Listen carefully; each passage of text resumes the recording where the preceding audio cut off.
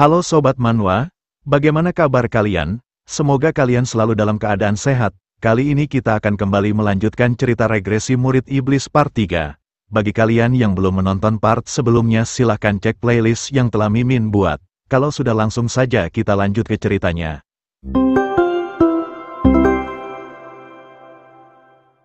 Setelah mengalahkan Bagong dan anggotanya, Yeon bertanya-tanya apa yang harus ia lakukan mulai sekarang. Ia seharusnya saat ini sudah bebas dan tak perlu lagi dibawa ke gua iblis tersembunyi. Ia kemudian mengingat pertempuran terakhirnya dengan Joyful yang membuatnya merasa kesal. Ia mengatakan bahwa Joyful telah berani mengkhianatinya, maka ia harus membalas dendam ini 10 kali lipat karena itu adalah keyakinannya. Di situasi ini ia benar-benar merasa bimbang apa yang harus ia lakukan. Ia ingin melakukan balas dendam kepada orang yang mengkhianatinya, namun di satu sisi ia juga tak ingin kembali lagi ke neraka itu. Yeon bergumam mengatakan bahwa ia bahkan tak sedikit pun ingin kembali ke sekte demonik untuk mengulang masa lalunya. Walau begitu, ia juga ingin berusaha keras, karena jika ia tak memiliki kekuatan yang memadai, tentu saja ia akan dihina dan diperlakukan secara tidak adil dan kasar. Ia tak ingin menjadi seorang pertapa atau pendekar pengembara karena bukan saja mereka tak memiliki uang dan kekuasaan, tapi mereka juga tidak diakui. Ia juga tak ingin menjadi seorang pemimpin di aliansi murim atau ketua sekte karena tanggung jawab mereka. Yeon bertanya-tanya dengan kekuatan, juga kekayaan dan kekuasaan yang besar, apakah ada cara untuk menghabiskan masa tuanya dengan tentram selagi masih dihormati. Yeon memegang kepalanya merasa pusing memikirkan semuanya. Ia mengatakan bahwa hal seperti ini tidak mungkin ada, namun seketika ingatan tentang pembicaraan si botak dan si gondrong tiba-tiba melintas di benak Yeon, di mana saat itu mereka membicarakan tentang seorang elder di aliansi murim. Mata Yeon terbuka lebar dan bergumam mengatakan bahwa sepertinya ini akan berhasil. Para elder punya sedikit tanggung jawab dan kewajiban yang berhubungan dengan kekuasaan, dan mereka dihormati sampai akhir yang merupakan sebuah lambang ketidakadilan. Yeon mengungkapkan bahwa para elder aliansi murim yang ia ingat di masa lalu adalah sarang para koruptor. Mereka membagi kekuasaan aliansi murim berdasarkan kepentingan pribadi mereka, dan bahkan saat mereka menikmati keuntungan yang melimpah, mereka tak pernah muncul sekalipun di medan perang. Mereka adalah monster-monster tua.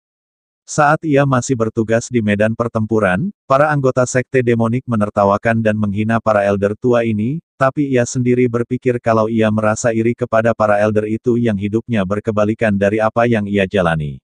Yeon mengatakan sebagai seseorang yang tak berasal dari 9 sekte terkuat atau 5 klan terkuat, ini tak akan mudah baginya untuk menjadi seorang elder di aliansi murim, tapi, jika ia memanfaatkan ingatan dari kehidupan masa lalunya, maka itu mungkin saja bisa terjadi. Tapi untuk saat ini ia hanyalah seorang bocah yang tidak berdaya. Untuk menjadi seorang elder ia harus mencari tempat yang aman terlebih dahulu. Yeon bertanya-tanya di manakah ia harus merencanakan masa depannya sambil berlatih meningkatkan kekuatannya. Di waktu yang bersamaan salah satu wanita yang berhasil selamat dari pertempuran barusan meminta tolong kepada Yeon. Wanita itu meminta Yeon untuk membawa nona muda mereka yang berada di sampingnya kembali ke klan mereka. Yeon kemudian berjalan mendekati wanita itu dan mencari tahu dari mana wanita itu berasal. Melihat plakat yang tergantung di pinggang nona muda mereka, Yeon menyadari kalau mereka ini berasal dari klan 10,000 Mil. Yeon bergumam mengatakan bahwa ini pertama kalinya ia melihat nama ini, tapi jika orang ini adalah seorang nona muda dari sebuah klan, maka dia bisa menjadi penolongnya. Yeon pun akhirnya memutuskan membawa mereka kembali ke klan dan saat ini mereka telah sampai di sana. Melihat klan ini Yeon bergumam mengatakan bahwa ia awalnya khawatir karena ini adalah sebuah klan yang tak pernah ia dengar namanya, tapi kelihatannya mereka cukup kaya jika dilihat dari bangunannya. Di dalam, Yeon menjelaskan semua yang terjadi kepada ketua sekte bahwa para warrior dari klan ini dibantai oleh orang-orang yang mengaku dari kultus demonik, namun ketua sekte meragukan perkataan Yeon karena bukti yang ada masih kurang. Yeon mengatakan bahwa ia hanya memberitahukan apa yang ia dengar di tempat kejadian dan ia tak mengetahui detailnya lebih lanjut, namun mayat mereka masih berada di sana jadi ia merasa perlu penyelidikan lebih lanjut. Nona muda kemudian langsung mengajukan dirinya dan mengatakan kalau ia akan mengambil tugas ini, namun ketua sekte menolaknya karena ia tak habis pikir sebuah tim dengan 10 anggota klan generasi selanjutnya dihabisi oleh sisa-sisa dari kultus demonik dan malah harus diselamatkan oleh seorang bocah. Ketua klan menyuruhnya untuk tetap tinggal diam di sekte dan berlatih lebih keras lagi karena ia yang akan menyelesaikan insiden ini hingga tuntas, di mana wanita itu hanya bisa tertunduk sambil mengatakan kalau ia mengerti. Ketua sekte kemudian menanyakan apakah ada tempat untuk Yeon kembali, karena ia mendengar bahwa saat kejadian ini Yeon sedang diculik. Yeon menjawabnya bahwa sangat disayangkan ia tak memiliki tempat seperti itu karena ia hanyalah seorang yatim piatu yang diterlantarkan oleh orang tuanya.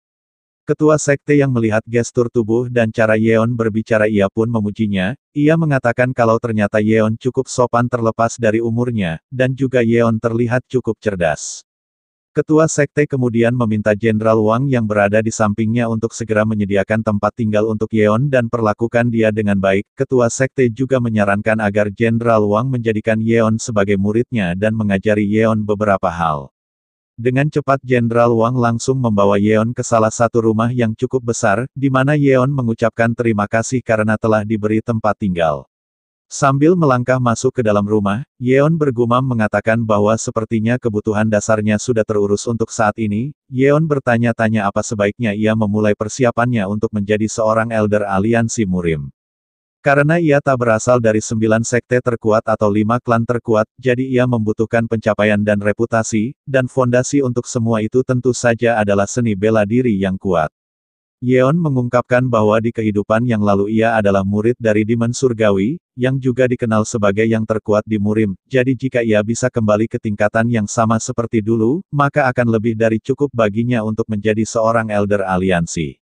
Yeon kemudian mulai mengumpulkan energi di dantiannya, namun setelah mencobanya itu tak berhasil yang membuatnya bertanya-tanya apa yang sebenarnya terjadi. Ia seketika merasa kesal ketika mengingat bahwa ternyata yang ia pelajari selama ini adalah Demonic Ki. 2 hari setelah kedatangan Yeon di klan Manjang, selama ia tinggal di tempat ini ia bekerja di bawah seseorang yang dipanggil Pelayan Wang. Pelayan Wang selalu menegaskan kepadanya untuk berperilaku baik dan menjadi asistennya dengan baik jika ia tidak ingin kehilangan posisinya di tempat ini. Yeon mengungkapkan bahwa ia sama sekali tidak berencana untuk mengabdikan diri di tempat ini, jadi tidak masalah jika ia sedikit bertingkah baik di hadapan Pelayan Wang. Saat ini ia hanya perlu tempat untuk diandalkan sampai ia berhasil mengkultivasi kekuatannya. Sambil melakukan meditasi, Yeon mengatakan bahwa yang terpenting saat ini adalah ia harus bisa melakukan teknik akumulasi Ki, karena seseorang yang mempelajari Demonic Art tidak akan pernah bisa menjadi Elder Aliansi Murim, oleh sebab itu ia butuh teknik akumulasi Ki milik faksi Order, dan teknik itu harus sama destruktif seperti teknik akumulasi milik Heavenly Demon yang ia pelajari dari ketua sektenya dulu. Agar ia bisa sepenuhnya memanfaatkan teknik pedang yang sudah ia pelajari selama ini, Yeon bertanya-tanya apakah mungkin memang ada teknik akumulasi Ki yang sehebat itu dalam sekte Order. Yeon seketika tiba-tiba teringat tentang 10 master terhebat dalam faksi Order, banyak yang memanggil mereka dengan sebutan Kaisar Surgawi, dan di antara mereka ada satu pria yang menghabisi para master sekte demonik hanya dengan tinjunya. Orang ini dijuluki sebagai Raja Tinju yang tak terkalahkan. Teknik akumulasi miliknya bahkan diakui Sang Heavenly Demon. Teknik penghancurnya menyaingi teknik akumulasi Heavenly Demon yang disebut sebagai seni tubuh petir putih. Yeon mengungkapkan bahwa sepertinya hanya kemampuan milik Raja Tinju yang bisa menggantikan teknik akumulasi Heavenly Demon. Dengan ini Yeon tak punya pilihan lain selain harus menjadi muridnya Raja Tinju dan mempelajari seni tubuh petir putih darinya untuk mencapai level yang sama dari kehidupannya yang dulu. Namun masalahnya, karena tidak ada jejak Raja Tinju dari masa lalu, ia jadi sama sekali tidak tahu dia ada di mana dan saat ini sedang melakukan apa. Yang ia ketahui hanya 5 tahun lagi dari sekarang Sang Raja Tinju akan muncul pertama kalinya di Sichuan. Yeon menoleh menatap petir yang bergemuruh di atas langit bertekad akan menyelesaikan semua persiapannya sebelum hari itu datang kecuali teknik akumulasi Ki. Yeon tersenyum penuh semangat tak sabar menantikan pertemuannya dengan Sang Raja Tinju 5 tahun dari sekarang. Waktu berlalu dengan cepat dan saat ini 2 tahun telah berlalu, terlihat Yeon makan dengan sangat banyak yang membuat para seniornya dibuat keheranan dengan porsi makanan Yeon. Yeon mengungkapkan bahwa selama 2 tahun ini, ia mengumpulkan Ki dengan teknik dasar, 3 teknik fundamental akumulasi Ki, tapi, tingkat efisiensinya lumayan rendah jadi Ki yang ia kumpulkan hanya sebesar sebutir beras. Sampai ia bisa mempelajari teknik akumulasi milik Raja Tinju, ia harus menguatkan tubuhnya. Tak lama para seniornya mulai berkumpul di sekitar Yeon dan menanyakan apakah Yeon sedang kerasukan sampai-sampai porsi makanannya bisa sebanyak ini. Salah satu dari mereka dengan tengil kita sebut saja Bujang meminta Yeon untuk berhenti makan dan ikuti dia ke pintu belakang, namun Yeon langsung menolaknya bahkan tanpa melihat wajah Bujang. Bujang yang kesal karena diabaikan langsung mendekatkan wajahnya dan meninggikan suaranya menegaskan kepada Yeon bahwa dia adalah kepala pelayan di sini, jadi kalau ia meminta Yeon untuk ikut dengannya maka Yeon harus menurutinya, namun Yeon kembali menolaknya dan meminta Bujang untuk mengajaknya bicara lagi setelah ia selesai makan.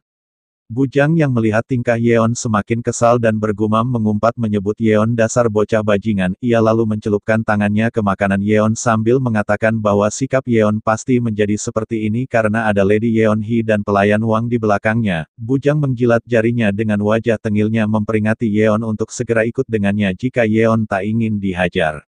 Yeon menatap mereka yang tersenyum kegirangan dan bergumam mengatakan bahwa sepertinya mereka sedang mencoba memutuskan hierarki. Awalnya mereka memang tidak macam-macam dengannya karena mengira ia berkaitan dengan pelayan Wang dan Lady Yeon Hee, tapi melihat posisinya yang tidak lebih dari seorang pelayan setelah 2 tahun, masuk akal kalau mereka berasumsi ia tak ada apa-apanya, dan karena ia mendapatkan gaji yang cukup banyak dan juga kamar sendiri, jadi wajar saja jika mereka semua merasa iri. Yeon yang tak punya pilihan lain akhirnya bangkit dari tempat duduknya meminta para seniornya untuk segera pergi ke belakang. Di belakang mereka semua mengepung Yeon seolah-olah ingin mengeroyoknya. Bujang kemudian berjalan mendekati Yeon sambil mengatakan bahwa ia seharusnya mengajari anak yatim piatu seperti Yeon tentang sopan santun. Tapi saat ini ia sedang sangat sibuk, dan ketika Bujang berniat mengutarakan maksud mereka melakukan hal ini, seketika Yeon melancarkan pukulannya ke arah perut Bujang dengan ekspresi datar di wajahnya. Bujang mengerang kesakitan mencoba untuk tidak berteriak, namun Yeon tak berhenti sampai di situ di mana ia kembali melancarkan serangan lanjutan membuat Bujang terlempar. Mereka yang melihatnya benar-benar dibuat tercengang dan ketakutan, mereka bertanya-tanya bagaimana bisa bocah ini menjadi sekuat ini, sementara itu Yeon tersenyum kegirangan menatap ke arah mereka semua sambil mengatakan karena mereka telah mengganggu jam makan siangnya yang berharga, maka semoga saja mereka bisa menghiburnya dengan baik sebagai gantinya. Nah, mungkin sekian dulu pembahasan kita kali ini tentang kisah Yeon So-won. Gimana menurut kalian? Apakah dia bisa hidup bebas di kehidupan barunya? Atau malah menghadapi konflik yang lebih berat? Tulis pendapat kalian di kolom komentar. Kalau suka dengan video ini, jangan lupa tekan like dan share ke teman-teman kalian. Dan pastikan kalian sudah subscribe channel ini dan nyalakan loncengnya, biar nggak ketinggalan cerita selanjutnya. Sampai jumpa di video berikutnya.